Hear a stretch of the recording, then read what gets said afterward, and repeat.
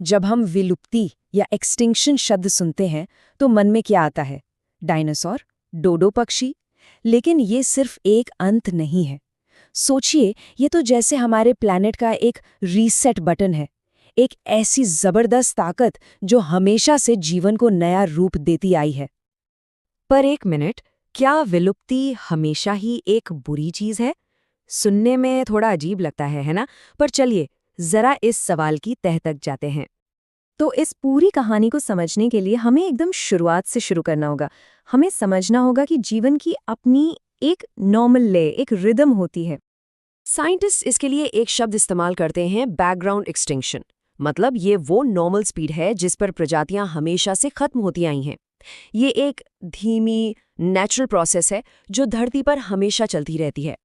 और ये दर कितनी है, अंदाजा लगाइए। हर साल लगभग 1 से 5 प्रजातियां, बस इतनी ही। यही हमारी बेसलाइन है, मतलब ये एक नॉर्मल सिचुएशन है। इसको ऐसे समझिए जैसे धीमे धीमे बारिश हो रही हो, लगातार, पर इतनी भी नहीं कि सब कुछ तबाह हो जाए। इकोसिस्टम इसे मैनेज कर लेता है। लेकिन क्या होता है जब ये धीमी बारिश अचानक एक भयानक तूफान में बदल जाए? तब कहानी पूरी तरह पलट जाती है। और तब सामने आते हैं द ग्रेट फिल्टर्स। तो अब देखिए, बैकग्राउंड एक्सटिंक्शन और मास एक्सटिंक्शन में जमीन आसमान का फर्क है। एक तरफ है धीमी गति हजारों सालों में, दूसरी तरफ है जियोलॉजिकल टाइम में देखें तो बस एक पलक झपकने जितनी देर में होने वाली तबाही।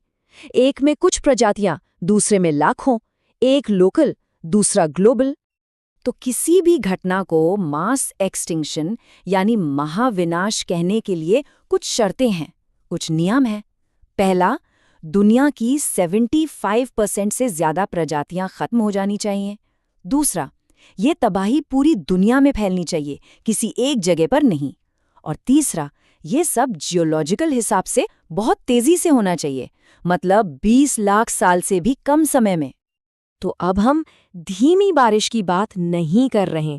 नहीं, ये एक ऐसी भयंकर बाढ़ है जो आती है और जीवन का पूरा नक्शा ही बदल कर रख देती है।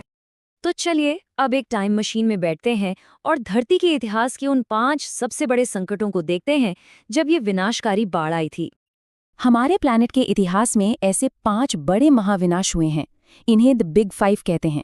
ये हैं and Ordovician, late Devonian, and Permian, and Triassic और सबसे फेमस एंड क्रिटेशियस। हर एक ने जीवन की कहानी को एक नया मोड़ दिया। अब जरा इन घटनाओं का इम्पैक्ट देखिए। मैं कुछ नंबर बताऊंगा और कोशिश कीजिए कि आप उस तबाही को महसूस कर सकें। सबसे पहला, एंड ऑर्डोविशियन। समुद्र में रहने वाली 85% प्रजातियां खत्म। फिर आया लेट डिवोनियन। इस बार धरती की 75% प्रजातियां हमेशा के लिए गायब। और फिर आया इतिहास का सबसे बड़ा महाविनाश, एंड पर्मियन। इसे द ग्रेट डाइंग भी कहते हैं और वजह साफ है। समुद्र का 96% जीवन तबाह हो गया। समझिए कि जीवन बस खत्म होने ही वाला था। एंड ट्रायसिक इवेंट, 80 प्रजातियां आ गईं, जिनमें कई बड़े एम्फीबियंस भी शामिल थे। और आखिर में वो वाला जिसके बारे में हम सब जानते हैं, एंड क्रिटेशियस। डायनासोर खत्म हो गए और उनके साथ साथ धरती की 76% प्रजातियां भी। तो ये तो थी इतिहास की बात। उन पन्नों को पलटकर जब हम आज में वापस आते हैं तो एक बहुत बड़ा और डरावना सवाल हमारे सामने खड़ा है। क्या हम एक छठी लहर के बीच जी रहे हैं? ये चार्ट देखिए, ये एक बहुत ही चौंकाने वाली कहानी कहता है। अगर हम नॉर्मल रेट को 1 मान लें तो पिछले मास एक्सटिंक्शन के वक्त ये रेट बढ़कर 60 गुना हो गया था। लेकिन आज का अनुमानित रेट 500 गुना से भी ज्यादा है। ये नंबर सच में परेशान करने वाला है। एक स्टडी तो ये भी कहती है कि आज की विलुप्ति दर नॉर्मल से लगभग 1000 गुना ज्यादा है और ये रफ्तार बिग 5 में से किसी भी महाविनाश से ज्यादा तेज है।